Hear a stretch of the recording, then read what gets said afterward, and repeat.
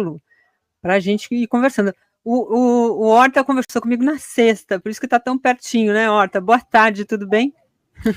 Tudo bom, Daiane? Consegue me ouvir uma boa? Perfeitamente. Você está me ouvindo bem?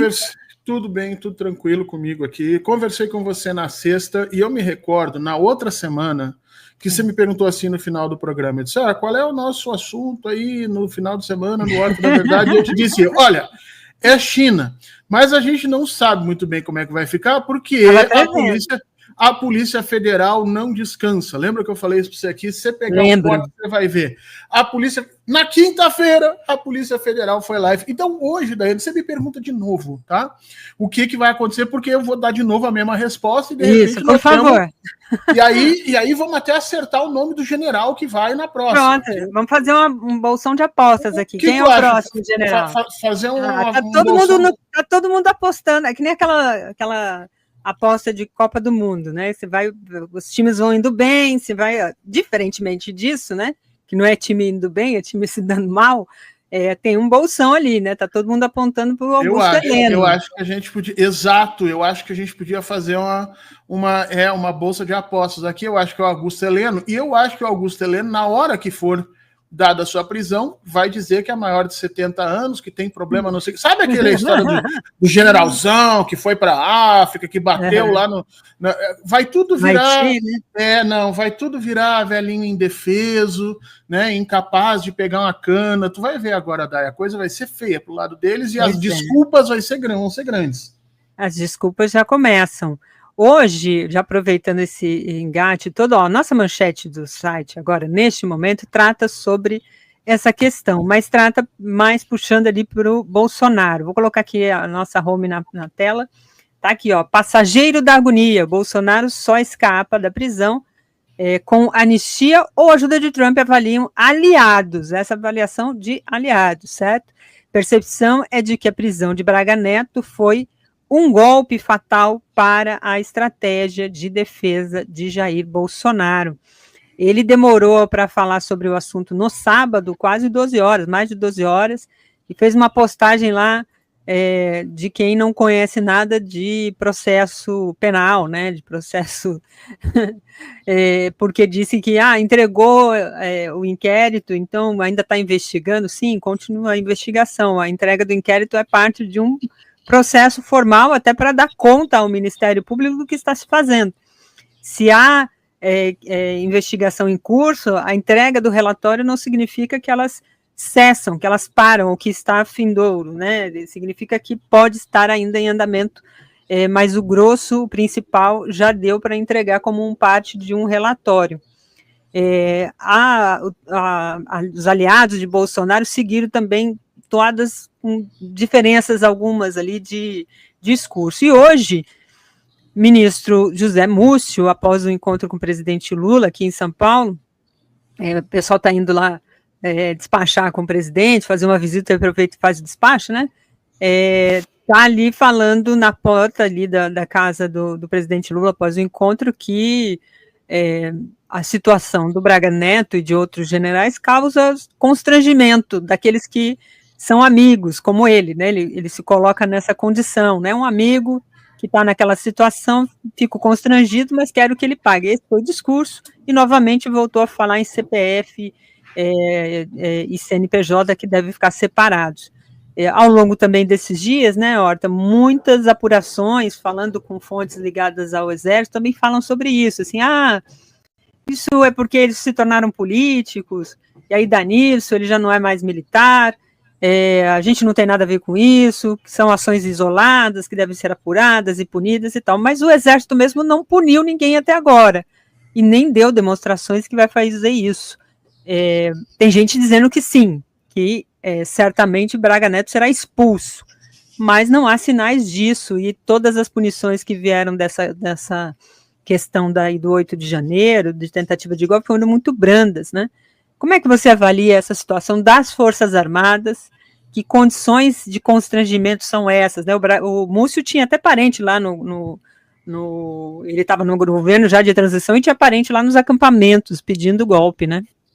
Vamos lá, 3 coisas, né, Daí? Primeiro, assim, nós, sociedade brasileira, estamos escaldados com relação às punições de militares sobre os seus oficiais. O caso mais emblemático disso é o próprio Jair Bolsonaro, né? Que foi para dentro de um processo onde tinham todas as provas de que ele tentou fazer um ato terrorista e explodir coisas no Rio de Janeiro. Ele estava fazendo trabalho político usando a farda. Ele tinha, sob sua tutela, uma série de denúncias de apropriação indébita de material do Exército, incluindo aí paraquedas, mochilas e tudo mais.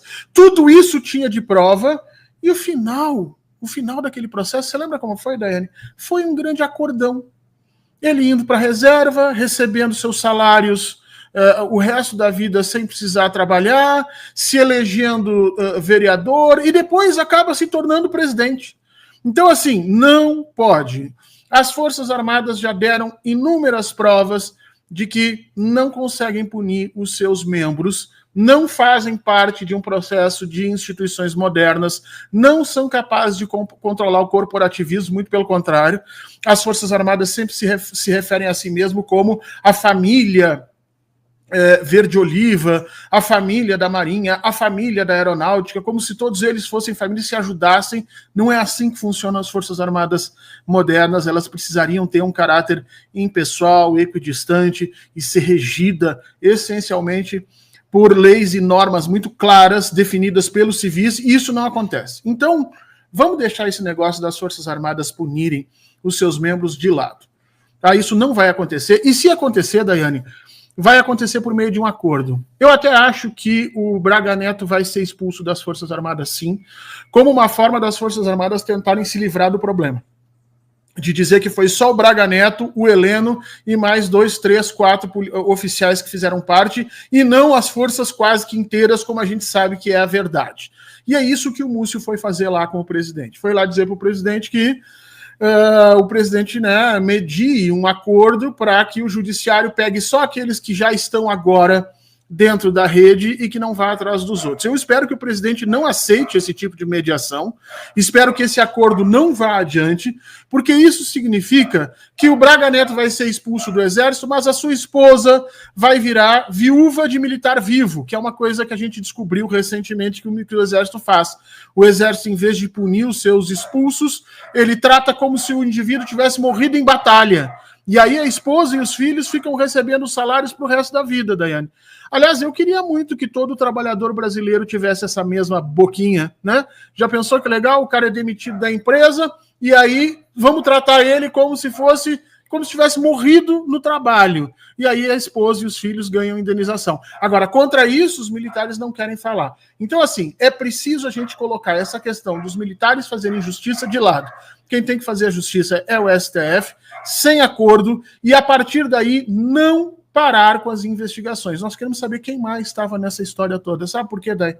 Porque se a gente não abrir a ferida agora, se não for lá e tratar direito, tirar tudo que tem lá de dentro, colocar para fora, isso vai se tornar uma infecção maior. E quando se torna uma infecção maior, o tempo não está a nosso favor não, Daiane. O tempo está contra nós, porque o presidente Lula, grande do jeito que é, tem mais um mandato, 2, quem sabe, estourando num rasgo de imaginação, mas o Brasil vai seguir pelos próximos, assim esperamos, né, 200, 300 anos, e os militares vão continuar aí. Então, se a gente não fizer isso agora, rapidamente nós vamos ter outro golpe nas mãos. E eu só discordo da ideia da análise dos aliados do Bolsonaro, de que o Bolsonaro se escapa com Donald Trump. Eu acho que é uma boa tentativa que ele pode fazer, mas eu acho que não vai conseguir, não, porque eles foram longe demais, Dai. Eles pensaram e tinha plano arquitetado para matar ministro do Supremo, presidente e vice-presidente. E o ministro do Supremo era o Alexandre de Moraes. Eu tenho minhas dúvidas se o Alexandre de Moraes teria encarado esse problema inteiro se ele não tivesse visto que era a cabeça dele que estava a prêmio. Mas agora que ele viu e que ele percebeu que ele é a figura que vai ser morta, eu tenho dúvidas se o STF de alguma maneira vai parar. Espero que não. Eu acho que também não acho que vai parar até onde chegou, não tem como voltar muito, não. Seria desastroso do ponto de vista político e histórico, né, além do ponto de vista jurídico, criaria um ambiente muito difícil. Então, o caminho demonstra que vai nessa direção. O PGR acompanhou todo esse processo, né, o Múcio até disse também que ele só ficou sabendo que teria uma operação à noite, né, na noite de sexta para sábado, e no sábado de manhã, por volta das 6 da manhã, segundo ele, foi informado de quem seria. O Exército informou a ele, Múcio, que a Polícia Federal havia comunicado sobre essa operação, e depois, até para acompanhar ali na prisão, o Exército acompanhou e informou o ministro sobre tal prisão. Então, a princípio, a PGR também acompanhando todo esse processo, aparentemente não deve ter muito recuo. Do que a gente trouxe no final de semana, com todas as informações, a questão que foi resgatada, né, do depoimento do Mauro Cid, e das informações que já tinham também sido reveladas, mostram ali a questão do financiamento. E há uma direção, me parece agora, por parte da Polícia Federal, nessas investigações, que é indo por etapas, né? Vai indo por núcleos, por etapas, e o núcleo do financiamento é o que eles estão chegando a partir dessas informações que, vale lembrar, né, Horta, o Cid não fala, né? Ele só fala quando questionado e quando tem prova. Ele não sai delatando como se espera de um delator, né? O delator deveria falar, não, vou contar tudo, é isso, tem mais isso, tem mais... Não, ele só fala o que é questionado quando lhe convém ali, me parece, quando tem provas que sustentam isso. Como é que você vê essa questão também do dinheiro, apontado ali como ponto central, o agro? Os setores aí, né, o pessoal da Federação de Ruralistas, enfim, frentes ruralistas, saiu dando nota, dizendo, olha, é CPF, não é CNPJ, mesmo discurso do Exército. Como é que você vê isso, hein? É muito engraçado, né, Day? Quando é para chamar as pessoas para frente dos quartéis, é tudo CNPJ, né?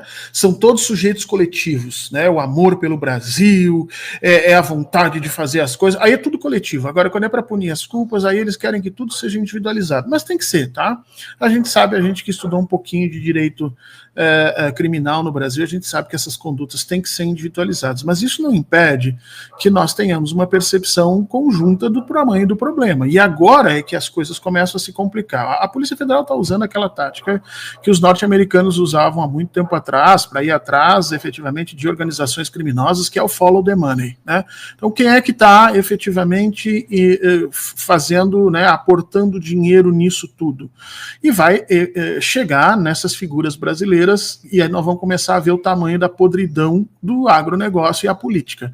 E isso tem um problema para o presidente Lula, porque isso pode permitir que a balança se descarrilhe um pouquinho, na medida em que você começa a ir atrás de pessoas que têm muito dinheiro, e tem políticos, e tem senadores, e tem deputados nas suas folhas de pagamento, e essas pessoas começam a ser capazes de movimentar outras estruturas do Estado brasileiro para se defender. Então, é preciso que a Polícia Federal vá com muita calma a partir de agora, só que nós não temos por que duvidar que ela faça isso com calma e correção, porque até agora, diferentemente do que aconteceu na Lava Jato, a Polícia Federal vem indo passo a passo e sustentando o que está fazendo de uma forma muito clara, muito transparente, muito evidente, né? Então eu acho que nós vamos chegar a essas figuras do agro, sim, vamos encontrar essas pessoas, e acho que isso vai ficar muito claro nos próximos meses, né? O nosso problema nesse momento é não fazer essas duas partes da sociedade se conectarem, não fazer com que os militares e o agronegócio resolvam tentar alguma coisa mais estapafúrdia, né? Vejam que não tem saída e aí se associem talvez com o presidente Donald Trump para tentar uma coisa estapafúrdia no Brasil, que é o que basicamente o Bolsonaro está tentando fazer. E é isso que nós temos que evitar. Eu acho, viu, Daiane, que 2025 vai ser um ano... Primeiro, eu já falei aqui, né? Eu acho que não vai ter 2025, é 2026 1 e depois 2026 2, porque a campanha já começa em março. mas eu acho que esse próximo ano vai ser um ano tremendamente assustador para nós. Qualquer coisa que acontecer, nós vamos ficar vendo fantasmas em todos os lados, porque nós estamos passando a limpo uma parte da história brasileira que, a bem da verdade, não tinha sido tocada desde 1964. O que está sendo feito agora no Brasil, aos trancos e barrancos, é uma espécie de justiça de transição atrasada, com novas figuras, né, novos CPFs, mas os mesmos CNPJs. Lá em 1964, também foram os militares, apoiados por grupos de civis, entre eles o agronegócio, que tinha medo das reformas de base na época, e especialmente da reforma agrária, mas também uma parte de industriais e uma parte da mídia brasileira que aderiu a essa estrutura. São os mesmos CNPJs agora, e é o mesmo papo de sempre. Não, temos que individualizar as condutas para não punir as pessoas todas. Quiçá isso fosse verdade para todos os estamentos da sociedade, né, Dai? Já pensou se a polícia chegasse num baile funk, num baile negro de periferia e dissesse o seguinte: nós não vamos desligar a música nem atrapalhar nada, nós só queremos pegar o fulano, né? Porque nós vamos fazer isso pelo CPF e não pelo CNPJ. Mas não é o que eles fazem, né? Eles entram batendo em todo mundo, matando em todo mundo e assim vai. Vamos ver se a gente consegue fazer com que esse cuidado que a polícia está mostrando com as elites brasileiras seja uma característica a partir de agora das nossas instituições. Exatamente. Você falou em polícia, né? Hoje São Paulo teve aí uma série de ações da Polícia Federal, juntamente com o Ministério Público, né? Que desarticula aí uma rede criminosa de policiais de São Paulo ligadas ao PCC. Teve até um comentário aqui de um internauta aqui no nosso chat falando sobre esse assunto, né? Cadê? Eu acho que foi o Antônio Carlos Paciência, é ele mesmo. Ele diz aqui, polícia de Lula moraliza a P-milícia do Tarcísio, né? Em São Paulo. Essa operação aconteceu hoje, né? Pela manhã, como eu destaquei. Ela envolve ali uma série de policiais civis suspeitos de atuar aí com o PCC e um delegado do DHPP, né? Segundo o levantamento, a investigação da polícia, há o cruzamento de diversas informações aí, dando conta de que esses agentes conseguiram ali movimentar cerca de 100 milhões de reais com as promessas de impedir e paralisar investigações contra membros da facção criminosa, né? Essa operação também faz parte aí das investigações que envolve o assassinato do delator do PCC, o Vinícius Gritzbach. Essa operação, Horta, eu comentei de manhã, né? Ela tem uma questão do período, né, que a gente está vivendo, mas ela demonstra um enraizamento dessas estruturas da polícia com o crime organizado, né? A extrema-direita ficou propagando, a extrema-direita essa que tem muitos em suas fileiras desses bolsonaristas que defendem que bandido bom é bandido morto, que a polícia tem mais é que jogar cidadãos do penhasco, né? Seja ele quem for, seja, é só se atrever a perguntar por que você está me investigando, que você me parou, basta fazer isso que é parado e considerado desacato. Essa mesma extrema-direita propaga que é a esquerda quem se alinha com o crime organizado. Aí você vai fazer investigação, o alinhamento é da própria polícia, né? De gente pesada do DHPP. O DHPP é um departamento aqui de homicídios que praticamente concentra boa parte das investigações criminais ligadas a assassinatos, homicídios e organizações, facções criminosas. Como é que você analisa essa questão? E não acho também que é uma questão de São Paulo. E que bom que a Polícia Federal está no encalço aí dessas investigações, né?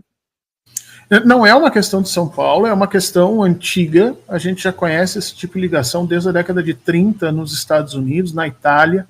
né, as ligações efetivamente sobre os controles do crime organizado nas periferias dos países, nas periferias das cidades, nas cidades onde existia uma quantidade grande de indústrias. É muito interessante, tem vários livros mostrando isso, Dai.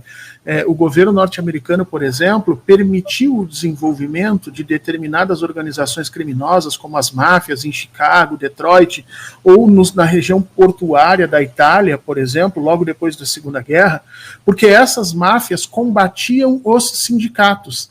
Essas máfias atuavam para prender e efetivamente controlar as movimentações de trabalhadores. Então, desde muito tempo na história, a gente sabe que é a extrema-direita que se associa com esse crime organizado para controlar as estruturas da vida na periferia e aí fazer o que o Achille Mbembe chamava, né, do controle dos corpos. A gente sabe que isso é assim. Essa é uma argumentação antiquíssima e que a gente, quanto mais vai agora aumentando as nossas investigações, nós vamos vendo essa relação. O meu medo, Dai, é que em São Paulo e no Rio de Janeiro não sobre muito da polícia para a gente chamar de honesta, tá? Porque se essas investigações forem mais adiante, como está parecendo que vão, nós vamos começar cada vez mais a ver essas relações espúrias, né? Que vão chegando a determinados níveis de organização paraestatal. Por que paraestatal? Porque elas andam ao lado do Estado, né? O cara que matou a Marielle Franco, por exemplo, estava no Tribunal de Contas, o que mandou matar, estava no Tribunal de Contas da União. E isso não é um ponto fora da curva, como a PM e os militares querem dizer, né? Querem dizer o seguinte, não, vão atrás dos CPFs, não do CNPJ. Não, meu amigo. Nesse caso, as polícias brasileiras estão até o talo enfiadas nisso. Agora, de quem é a responsabilidade por isso? E aí, Daiane, a gente tem que reconhecer que a responsabilidade é do judiciário. Se o judiciário brasileiro utilizasse só as ferramentas que já estão à disposição dele para punir efetivamente os militares que abusam dos seus poderes, que abusam por cima das liberdades individuais dos cidadãos, que usam da violência e dos monopólios da violência que eles detêm para passar por cima das regras mais clássicas de civilidade que a gente tem no mundo inteiro. Se o judiciário brasileiro fizesse a sua parte, essas instituições estavam controladas. O problema daí que a gente tem que reconhecer é que a classe média brasileira, a classe alta brasileira, e tem muito juiz e muito desembargador, membro do Ministério Público, que aceita que o policial bata, espanque, mate, desde que sejam homens pobres, periféricos e pretos, porque na realidade a polícia é uma ferramenta da luta de classes no Brasil, e ela tem que deixar de ser. E aí eu volto ao meu argumento inicial. O Brasil segue não sendo moderno. Nossas instituições continuam funcionando como uma espécie de apartheid social escondido, e não para aquilo que elas originalmente deveriam ter sido organizadas quando nós entramos no século XX, ou seja, que elas sejam impessoais, equidistantes e que atuem somente em direção à lei. Como eu te disse, o meu único medo é que isso não sobe muito da polícia para a gente dizer que é honesto. Agora, uma coisa tem que ser dita, o presidente Lula não está usando isso contra o Tarcísio, e eu acho que devia usar mais. Já que o Tarcísio se abraçou na polícia, era preciso uma arquitetura de comunicação que demonstrasse que esse abraço, na realidade, é um abraço com o PCC, é um abraço com as milícias, é um abraço com o que existe de mais pútrido e violento dentro da institucionalidade brasileira. Também concordo que o presidente precisa usar mais isso, e é claro que esse uso é o uso republicano que você está se referindo, né? O uso dos instrumentos adequados para tal medida como qualquer governo tem que fazer, né? O uso em comunicação. A guerra hoje é uma guerra de comunicação. Eles tomaram para eles o sentido da palavra polícia, da palavra crime, da palavra família, e a gente tem que lutar contra isso, tem que mostrar, olha, na realidade o que esses caras estão fazendo é utilizar as instituições a seu favor. Tá ficando escuro pra caramba aqui, viu? Vamos ver se eu ligo aqui melhor. Quando vai começar a chover, veio a nuvem agora aqui, então ficou bem... Eu sofro desse mal também aqui. Mas eu acho que tinha que usar isso como forma de disputa política de comunicação, sabe, Dai? Você quer ficar do lado da polícia, porque a polícia está combatendo o crime? Pois é, mas a polícia, em alguns momentos, e não são poucos, ela é o próprio crime. E agora, Tarcísio, como é que nós vamos fazer? Nós vamos deixar o policial se mandar, tapar sua câmera por exemplo, no uniforme, ou você vai criar uma estrutura que efetivamente combata institucionalmente esses abusos na polícia brasileira? Mas eu acho que o presidente Lula não vai entrar nesse rolo. Segundo a fala que você mesmo trouxe aqui do Múcio, me parece que é a fala para todo o governo, é não se meter em rolo ou em problema que não sejam deles. Só que aí a gente, que é a população, fica sempre fica sempre sozinha, né, sem ter alguém pela gente. Desamparada, né, desguarnecida. Esse é o Toada. Tem muitos comentários aqui falando sobre essa questão da fala do Múcio, né, do constrangedor. O Mark diz aqui, constrangedor é um motoboy, né, morrer assassinado, né, por causa de R$7. Ele está se referindo, acho que aquele caso do rapaz que acabou levando tiro por conta de um refrigerante que não veio. Coisa mais comum. Não, teve um outro que foi assassinado porque pegou um mototáxi e saiu e não quis pagar a diferença de R$7. Ah, sim, aquele e era um policial também. E se a gente for olhar casos, né? Se a gente for olhar, nos últimos anos teve policial que matou vizinho porque o vizinho jogou o lixo no lugar errado, policial que matou vizinho porque o vizinho estava chegando de noite em casa com um guarda-chuva e ele achou que era uma arma. E o que tem de comum? Porque ele era negro, né? Isso, o que tem de comum nisso tudo é que os caras que são mortos são sempre os negros, né? E os policiais sempre saem ilesos disso. Até eu queria ver contigo isso, daí nesses dias foi noticiado um caso que a gente devia explorar melhor no 247, que a justiça brasileira reconheceu a pertinência da chamada legítima defesa imaginária. Alguns policiais, depois você procura isso, você que é advogada também, para ver isso. Um policial matou e declarou que fez isso em legítima defesa imaginária, que ele imaginou que estava sendo atacado e reagiu. E a justiça aceitou o argumento. Se isso realmente for assim, Daiane, não existe mais lei, porque aí eu posso... Pior é que e muito assim.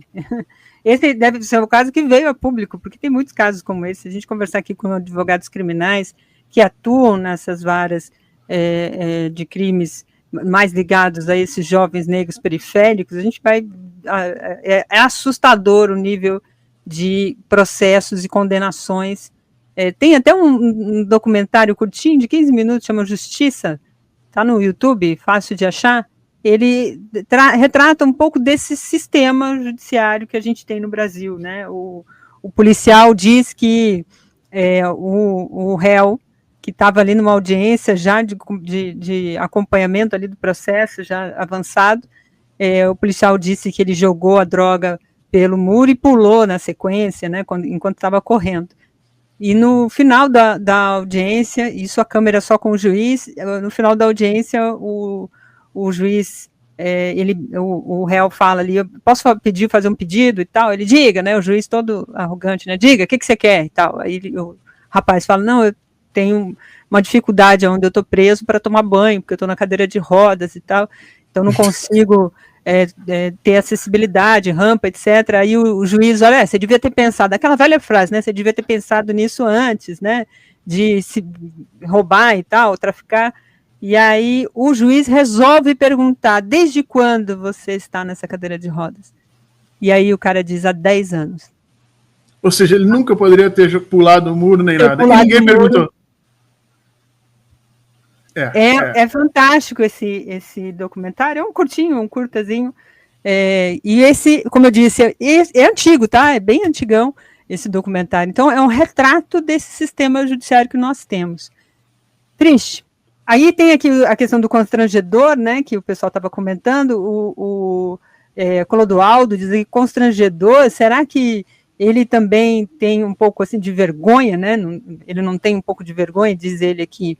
O Alan de Azevedo manda um salve aqui para a gente e diz muitíssimo obrigada, né, para você, Horta, pelas notícias e análise, né, sem artifícios e desinformação, diz aqui o Alan Azevedo Pessoa, ele botou aqui no chat para agradecer.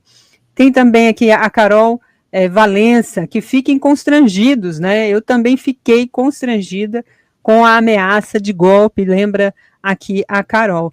E tem um comentário aqui do João Felipe, né, e ele até estava aqui, acho que na linha de ataque, né, falando do dólar a 6,20, 6,18, 6,20 hoje, atingindo também um novo patamar. Tem muitas estreias aí do mercado, por conta da votação aí do Congresso sobre o pacote de ajuste. Eu estava ouvindo, eu sempre fico com a televisão ligada aqui, estava vendo aquele Daniel lá da Globo News, e ele falando assim, porque aí ele pegou a entrevista do Lula, no qual eu também quero te ouvir, né, sobre como é que você avaliou aí a entrevista concedida ao Fantástico, e ele diz, o presidente estava dizendo que não tem déficit fiscal, mas o Banco Central já apontou isso, não sou eu que estou dizendo, o Tesouro Nacional está dizendo que tem um déficit, e o próprio Congresso precisa votar porque tem um déficit e tal. E aí, a conta que esses jornalistas fazem é sempre para colocar na conta do governo, que o déficit que tem é porque o governo gasta muito. Esse discurso contrasta com aquilo que a gente está assistindo na votação do Congresso hoje, né, desde ontem e hoje, que é um Congresso que quer aumentar despesas, colocar mais penduricalhos onde não tem. E a própria preocupação do governo é na tal desidratação desta proposta que foi enviada, que já está muito justinha ali. Como é que você avalia essa questão, Horta, e principalmente deste jogo midiático de colocar o déficit só na conta do governo? Pois é, Daiane, eu sou um cara que critico muito a política econômica do governo, né? Inclusive, critico muito a forma como o Haddad está levando, mas aqui a gente tem que fazer um elogio merecido ao ministro Haddad. O Haddad mostrou em números, desde o primeiro ano do governo Lula, que se você contar todas as renúncias fiscais que o Estado brasileiro deu para determinados setores, o que é renúncia fiscal, para as pessoas nos entenderem aqui? É o agronegócio que devia pagar lá, 8%, 10% de imposto, e aí o presidente anterior, numa canetada, disse, olha, por 15 anos vocês não precisam pagar isso. É determinada organização no Congresso que liberou outros grupos de pagar imposto aqui e acolá.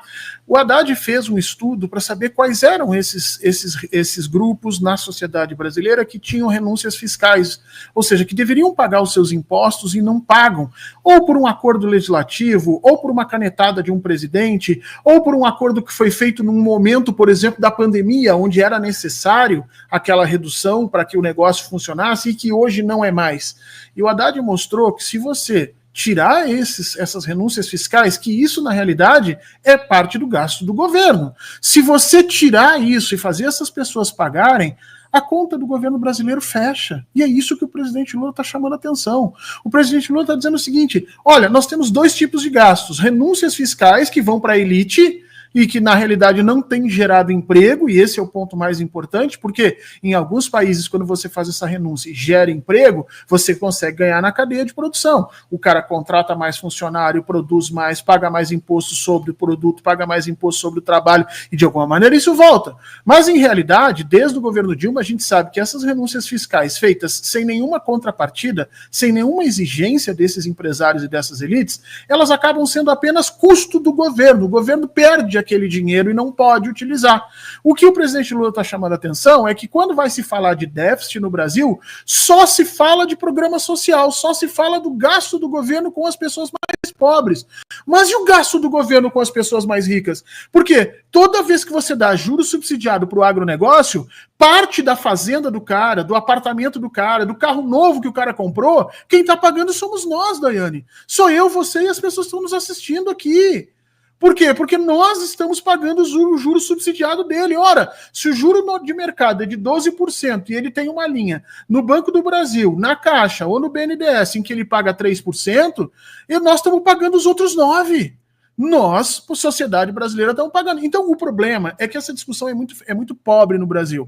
Sempre quando se fala em déficit, essa elite que controla também a mídia vai falar no gasto com os pobres. É o gasto com educação, é o gasto com saúde, é o gasto com programa social, é o gasto com alimentação, mas não fala do subsídio que se dá ao agro, não fala dos impostos que se abriu mão em determinados setores do Brasil, incluindo, por exemplo, da grande mídia.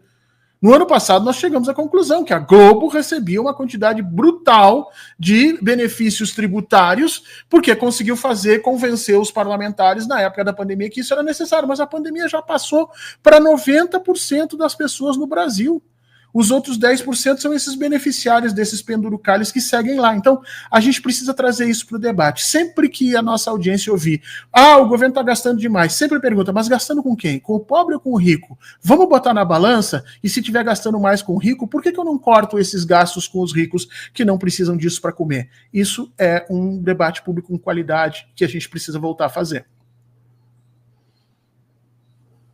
Nosso internauta aqui pede para fazer um corte, a Cristina, nossa internauta, né? Pede para fazer um corte aqui na sua fala. Muita gente saudando aqui, eu agradeço a colaboração. Peço para vocês darem curtida aqui, vamos subir e levar essas curtidas aqui da nossa transmissão. Horta, para a gente fechar aqui, saiu há pouco, né, a FIFA fazendo ali a eleição dos melhores do ano e tal, aquelas coisas, parece final de festa na firma, né?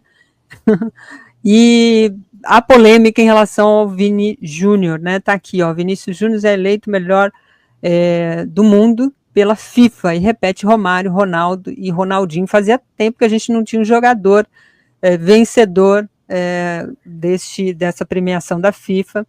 Ele eleito como melhor jogador do mundo, escolhido aí pelos jornalistas, torcedores e outros membros aí que compõem essa votação. Como é que você vê essa vitória? Essa foto aqui é muito emblemática do que representou o Vini Júnior ao longo desse último período no futebol, né?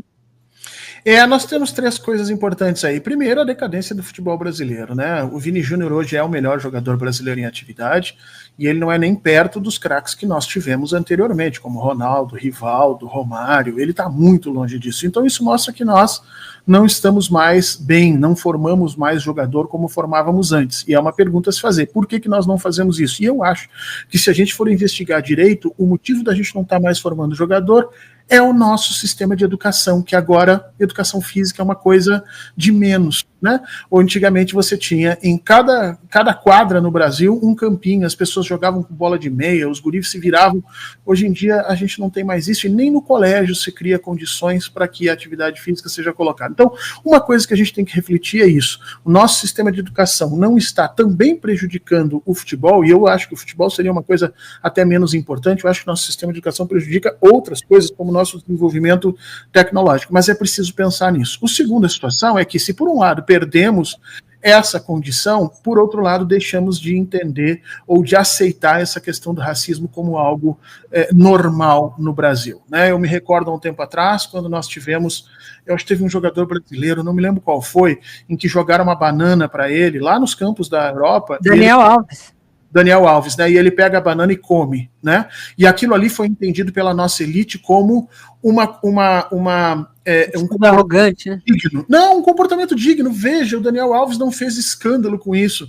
Não. O que as nossas elites querem é que as populações negras se acostumem a ser vilipendiadas, né? Que se acostumem a ser ofendidas e que não briguem pelos seus direitos. O Vini Júnior, ele não aceitou isso. Em que pese que algumas vezes eu acho que ele passa um pouco da conta, não nessa questão do racismo, mas em outras questões, ele realmente tira os jogadores do sério, fazendo algumas firulas que na Europa não são muito bem entendidas, mas nessa questão ele é nota 10. Ele vem demonstrando o quanto esse discurso europeu de igualdade, do continente da civilidade, do continente dos direitos humanos é uma mentira, e sempre foi uma mentira, né? Ele vem demonstrando isso, e o fato da FIFA estar nessa situação, estar fazendo esse reconhecimento, é muito importante. Eu só queria, Daiane, deixar aqui para a gente parar e pensar, porque parece que o Ronaldo Fenômeno vai se candidatar para presidente da FIFA, e ele já está fazendo articulações nisso, e aí eu me pergunto, Dai, será que o Ronaldo Fenômeno vai conseguir tirar esse ranço que nós temos da FIFA de uma entidade tremendamente corrupta, tremendamente, vamos dizer assim, de costas para o povo brasileiro e para os clubes brasileiros? Ou será que o Ronaldo é mais um nessa situação? Porque o nosso futebol está precisando de um banho de profissionalismo, está precisando de um banho de honestidade, e, por favor, que não achem que eu estou defendendo as SAFs, porque eu não defendo as SAFs, mas eu acho que a gente precisa de um pouco mais de cuidado com isso tudo. Que bom que o Vini Júnior volta a fazer parte desse cenário dos grandes jogadores, mas a gente tem que pensar, porque eu acho que os nossos problemas são um pouco mais embaixo. Nosso time é muito pior do que já foi, e isso tem a ver com a incapacidade que nós estamos tendo no Brasil de oferecer condições para os jovens se desenvolverem. Você falou dessa questão do futebol, né, da prática dentro da escola, e o caminho que se coloca é muito o inverso disso, né, é o mercado do futebol, né, e muitos jovens saem muito cedo daqui. O Hendrick, acho que há pouco tempo já saiu e está morando fora já e faz uma rotina diferente, e tantos outros vão nessa mesma direção. Por outro lado, tem isso aqui, ó, que me chamou a atenção, o Ronaldo anunciando que vai concorrer à presidência da CBF. A gente citou ele aqui agora há pouco, falando justamente do legado, né, da sua trajetória no futebol, e agora ele está querendo entrar no mundo dos cartolas, né. Eu confesso que eu achei que era um caminho que ele estava querendo percorrer já há algum tempo, mas mostra também muito do que a gente pode esperar desses jogadores, né, que fizeram tanto pelo futebol do ponto de dentro de campo, mas fora de campo às vezes vão criando caminhos tortuosos, assim, né, dessa linha empresarial, que não entende muito do papel do esporte como um instrumento que pode, sim, ter seu rendimento, mas ele tem um papel muito maior, né, na construção de uma nação, né, Horta?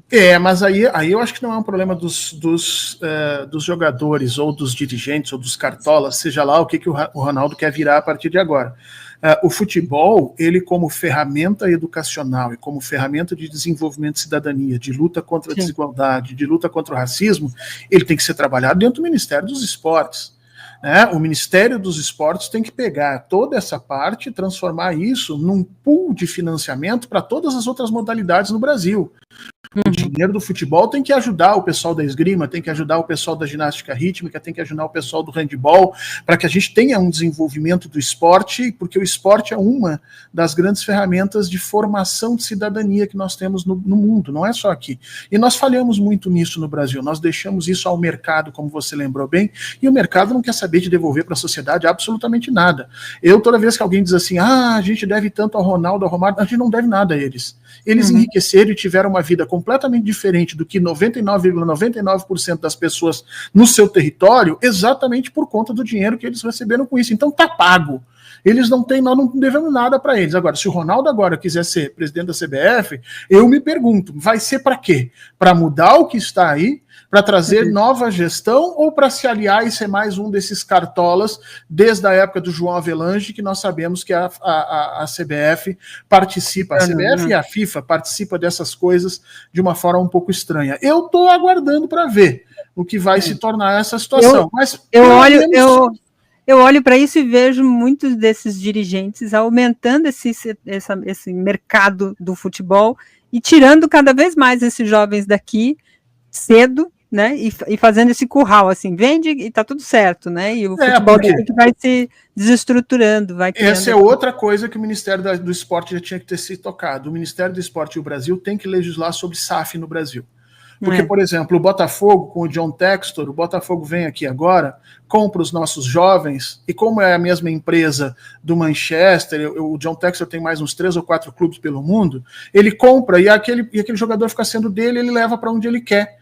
Não pode ser assim. Está na hora do Brasil começar a legislar um pouco mais. Os nossos clubes estão atolados em dívida e não conseguem mais sair disso. Por quê? Porque existem essas transações estranhas que agora, inclusive, vem com o nome de SAF. O Vasco parece estar sendo comprado aí por um bilionário grego, um outro já quer outro time. Eu sempre digo para os torcedores o seguinte, gente, o problema da SAF não é o primeiro dono. O primeiro dono pode até ser um cara legal, amante do clube, torcedor. O problema é o segundo dono. Quando ele fala o outro que não quer saber do que está acontecendo. O modelo de negócio nos Estados Unidos é completamente diferente daqui. Se vocês querem ter um modelo de SAF, de empresa nos Estados Unidos, então nós temos que começar a trabalhar nas regras do nosso campeonato.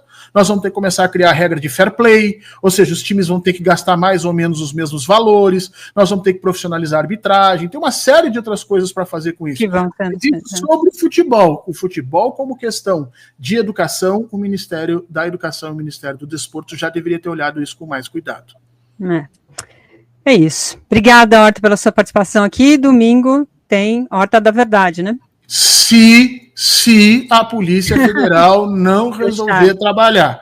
Né? A General Heleno, dá uma chegadinha aqui que nós temos uma coisa para lhe contar. Pode ser. A sua batata está assando, né? Mas se não, domingo estaremos aí discutindo muito provavelmente essa questão da Síria, do Oriente Médio, de como essa confusão toda está se estabelecendo e a gente não está sabendo muito o que está rolando lá. Essa semana, se não me engano, ontem um general russo foi morto por um ataque ucraniano e parece que os dois conflitos começam a se aproximar, viu, Dai? O conflito da Ucrânia com o conflito sobre a Síria, com a questão do Oriente Médio. E isso é a pior coisa que pode acontecer, porque a gente vai caminhando aos pouquinhos para uma terceira guerra mundial. É isso. Obrigada, Otto. Até mais, viu? Um abraço. Abraço, até. Valeu.